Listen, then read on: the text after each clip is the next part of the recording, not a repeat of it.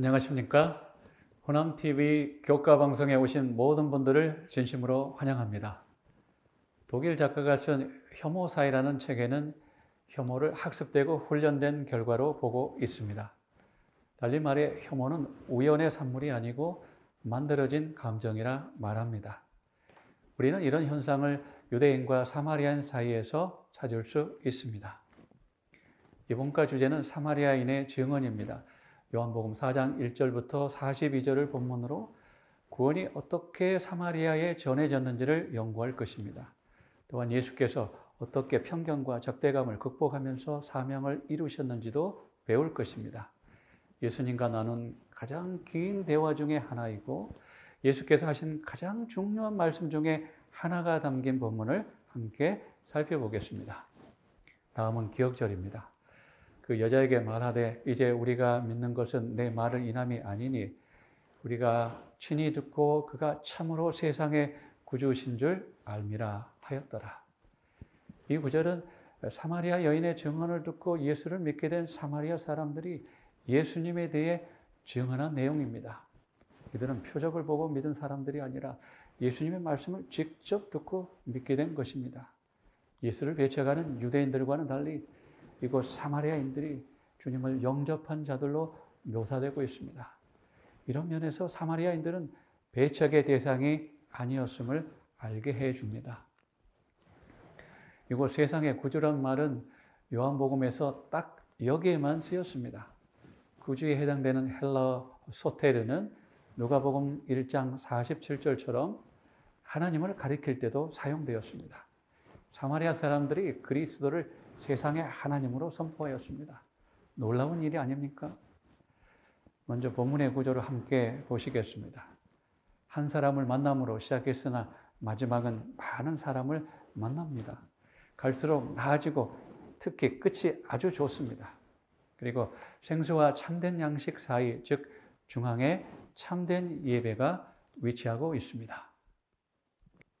다음은 일요일 내용입니다. 먼저 4장 1절을 읽겠습니다. 예수의 제자를 삼고 침례주는 것이 요한보다 많다 하는 말을 바리새인들이 들은 줄을 주께서 아신지라. 원문에는 주께서 아신다가 맨 먼저 나옵니다. 주의 상황에 합당하게 대처하시는 주님을 드러낸 표현입니다. 침례 요한의 제자들이 흔들리고 주의가 어수선할 때 예수님은 흥하셔야 하고 자신은 쇠하여야 한다라고 침례 요한은 말했습니다. 신약 성경에 흥하다는 말은 모두 23회가 나오는데요. 성장하다, 무성하다라는 뜻이 있습니다. 여기에서 이 단어는 예수님의 가르침을 받은 사람의 믿음이 증가되고 구원받은 수가 많아진다는 것을 특별히 의미하고 있습니다. 너무도 좋은 말입니다. 그리고 인간으로서 가장 말하기 힘든 문장 나는 쇠하여야 하리라를 침례 요한은 말할 수 있었습니다. 우리도 이런 문장들을 진심으로 사용하고 실천하면 좋겠습니다. 사실 당시 상황을 고려하면 침례 요한은 예수님의 사역과 공생애의 가장 큰 걸림돌이 될 수 있었지만 그는 주님의 사역을 이롭게 하는 편을 선택했습니다. 항상 하나님 앞에 설 수 있었기에 이 같은 큰 시험과 유혹도 극복할 수 있었습니다. 어떻게 하면 우리도 침례 요한처럼 그리스도를 흥하게 할 수 있을까요? 침례 요한이 예수님의 사명과 그분의 겸손을 깨달았을 때 비로소 자신을 비울 수가 있었습니다. 주님을 높이고 그분의 사명을 기억할 때 우리도 낮아질 수 있습니다. 요한복음 4장 3절 4절 유다를 떠나사 다시 갈릴리로 가실새 사마리아로 통과하여야 하겠는지라. 이곳에 쓰인 가셔야 한다라는 동사는 예수님의 사명을 특히 강조할 때 사용된 단어입니다. 이처럼 예수님의 의도가 분명했기에 직선 코스로 사마리아에 도착합니다. 사마리아 여인을 변화시킬 뿐만 아니라 그녀의 증언을 통해 다른 사람들 또한 그분을 믿게 하기 위함이었습니다. 요한복음 4장 5절 사마리아에 있는 수가라는 동네에 이르니 이곳 사마리아의 뜻은 지키다, 보살피다라는 뜻이 있습니다. 더불어 수거라는 뜻은 마지막 혹은 술 취함이라는 의미도 있습니다. 여러분, 이 두 단어를 합치면 어떤 뜻이 될까요? 마지막 보살핌 혹은 비틀거리는 인생을 돌본다는 뜻이 됩니다. 인생의 막장에서 튀쳐나와 더 이상 피할 곳 없는 사람을 예수께서 돌보시는 이야기가 요한복음 4장입니다. 예수께서 행로에 권하여 우물 곁에 앉으셨을 때가 제6시 정오였습니다. 성도 여러분, 제6시 하면 어떤 장면이 떠오릅니까? 그렇습니다. 주께서 십자가에 달리셔 목마르다 하던 때가 바로 6시였습니다. 요한복음 4장 7절, 사마리아 여자 하나가 물을 길러 왔으니, 이곳에 강조된 단어는 사마리아 여자입니다. 당시 사마리아 여자들은 혼혈에 직접적인 책임이 있다고 여겨져서 남자들보다 훨씬 더 적대감을 받고 살았습니다. 유대인의 관점에서 보면 사마리아는 버려진 사람들이 몰려 사는 가장 타락한 도시였을 것이고, 우물가를 찾은 여인은 사마리아 사람의 눈에 가장 타락하고 실패한 사람으로 보였을 것입니다. 이런 지역에 이런 사람을 우리 주님께서 찾아오신 것이죠. 다음은 월요일 우물가의 여인을 함께 연구하겠습니다. 요한복음 4장 7절, 예수께서 물을 달라 하시니 여인이 우물가로 나왔습니다. 성경에 나타난 우물은 종종 도망쳐온 사람들에게 희망과 미래를 열어주었던 장소였습니다. 예를 들면 야곱이 도망치다 나일을 만난 곳이었고, 모세가 애굽 사람을 죽이고 도망치다 아내를 만난 것도 우물이었습니다. 그리고 여종 하갈이 도망치다 여호와의 사자를 만난 곳 역시 우물이었습니다. 9절, 어찌하여 사마리아 여자인 나에게 물을 달라 하나이까? 단순히 남자로서 여자에게 말을 건 것이 아니라 유대인으로서 사마리아 여자에게 물을 달라 부탁한 것이었습니다. 예수님의 이런 제안은 아주 파격적인 행동이었습니다. 실제로 유대인들은 사마리아 사람이 만지는 모든 것은 다 오염된다 여겼습니다. 만약에 사마리아 여자가 사용한 그 두레박으로 물을 마시면 예수님 또한 부정해진다는 논리였습니다. 사마리아 사람이 주는 빵을 먹는 것은 돼지고기를 먹는 것과 같다라고 말한 랍비의 주장처럼 그들은 극혐 그 자체였습니다. 그런 분위기에서 제자들이 마을로 양식을 사러 간 것은 문제가 되지 않았죠. 왜냐하면 호의를 받아서는 안 되었지만 음식은 사 먹을 수 있었습니다. 또한 유대인 납비의 생활 방식에 따르면 남자는 길 가다가 여자와 이야기하면 안 되었습니다. 심지어 자신의 딸이나 아내라 할지라도 말하면 안 되었죠. 왜냐하면 남들의 구설에 오를 수 있었기 때문이었습니다. 그러나 예수님께서는 이런 당시의 관행과는 아주 무관하게 그 여자와 말씀을 나누고 공감하고 동정과 존중을 표하셨습니다. 한마디로 그런 여인과 엮이기로 결심한 것이었죠.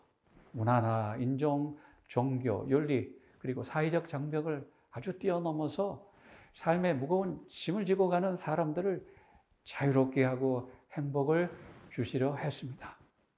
친절을 베푸는 일은 거절당할 수도 있었다.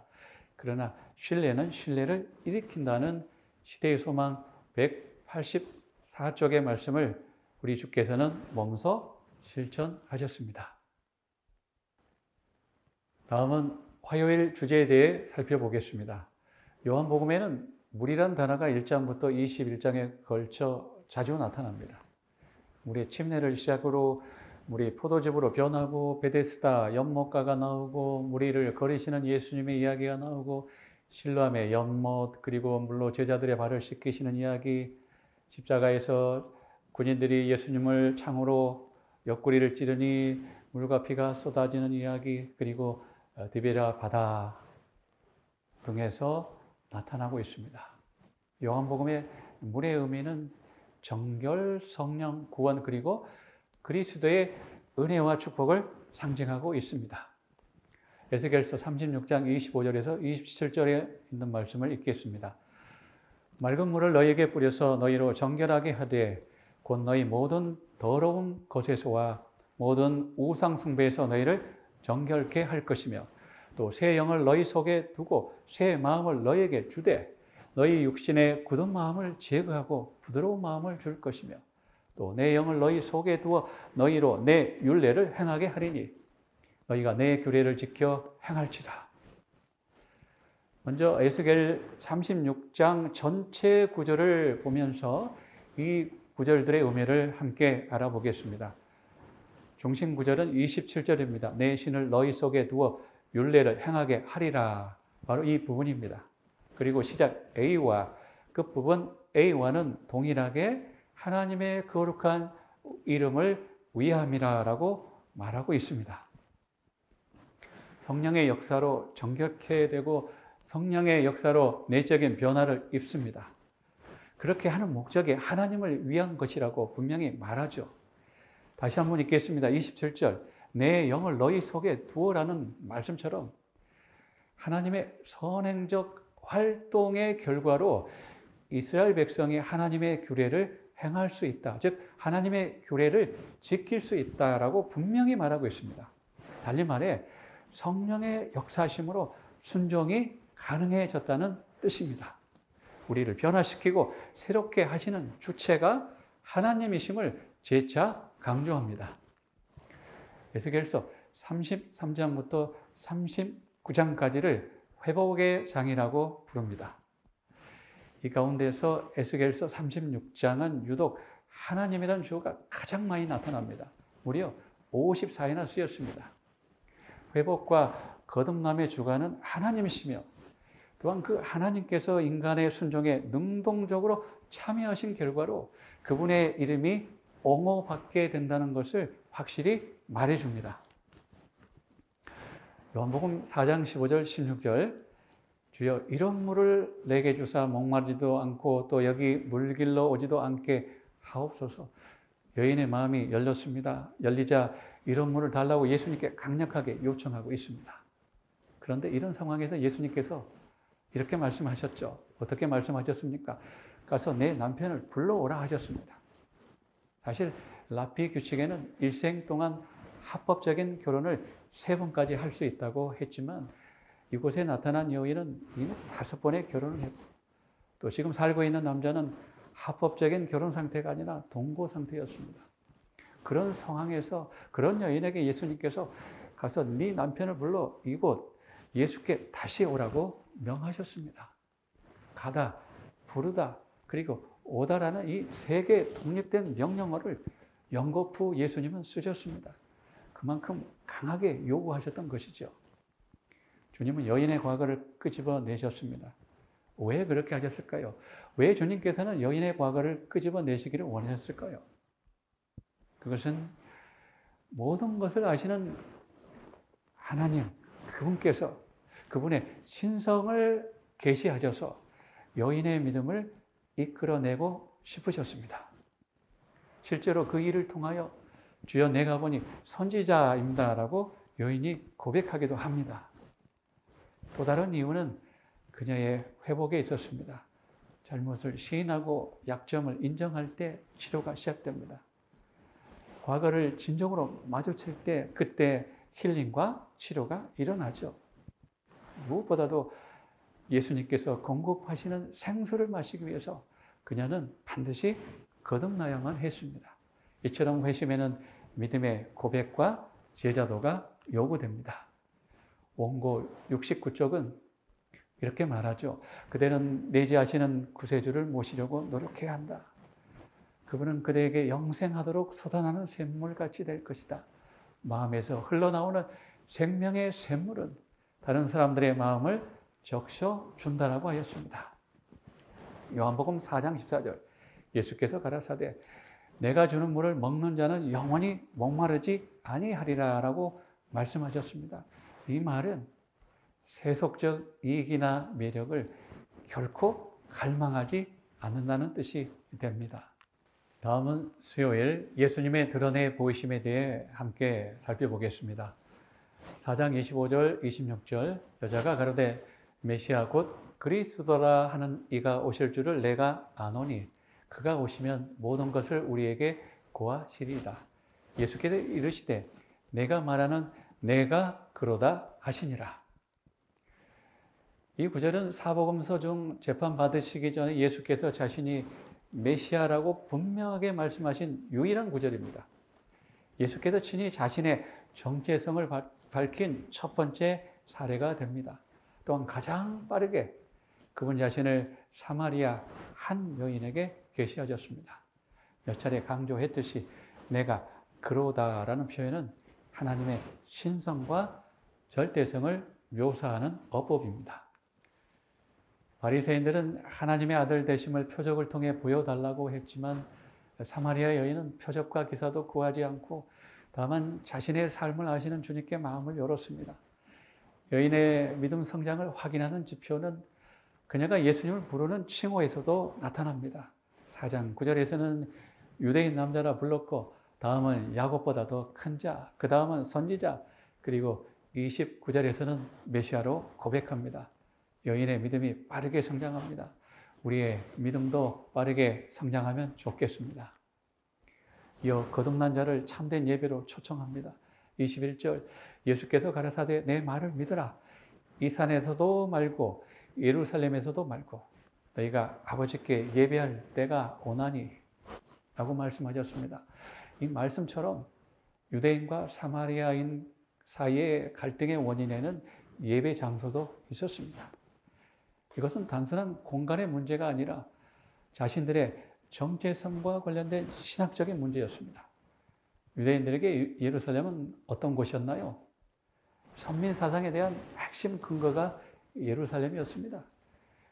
그리고 성전을 세운 그리 심사는 사마리아인들에게 존재의 가치를 확인시켜주는 토대와도 같았죠.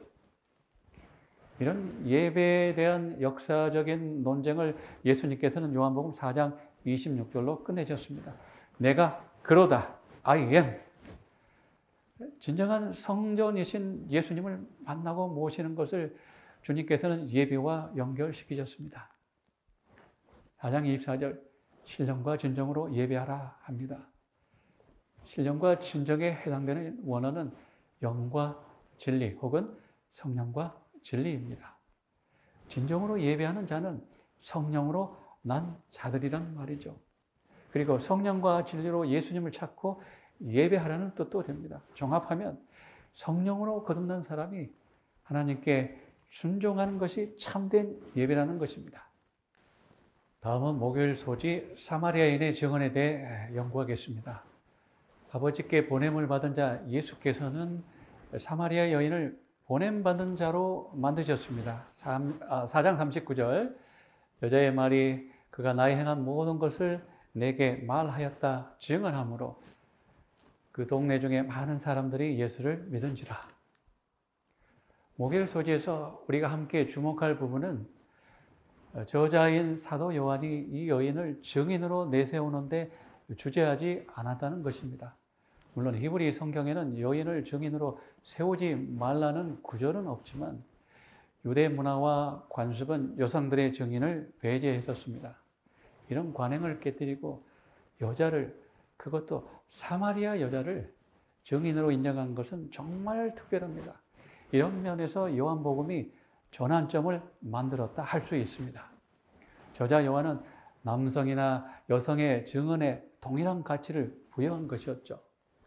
이를 통해 요한복음의 목적이 여성에 관한 것이 아니라 기독론이라는 사실을 다시 한번 입증해 주었습니다. 4장 28절 여자가 물동이를 버려두고 동네에 들어가서 사람들에게 이르되 여기에 사용된 버려두다는 단순 과거 능동태 동사로 여자가 즉시로 물동이를 버렸다는 뜻이 됩니다. 또한 동사 들어가다 역시 예수를 떠나 동네로 즉시 들어갔음을 알려줍니다. 29절 내가 행한 모든 일을 내게 말한 사람을 와서 보라. 30절 그들이 동네에서 나와 예수께 오더라. 이 구절에서 가장 먼저 나온 단어는 나왔다라는 동사입니다. 동네 사람들이 여자의 말을 듣고 즉시 행동에 옮겼다는 뜻이죠. 그리고 오다라는 동사는 미완료 시제로 사람들이 계속해서 예수를 향해 나오는 것을 묘사해 주고 있습니다.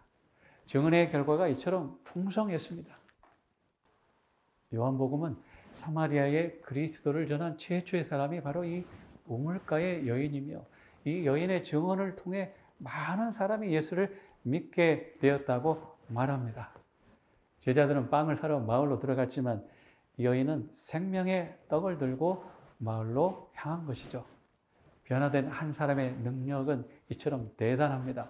만족한 고객이 또 다른 사람을 데려오네요. 마케팅 커뮤니케이션 수단에는 4가지 유형이 있습니다.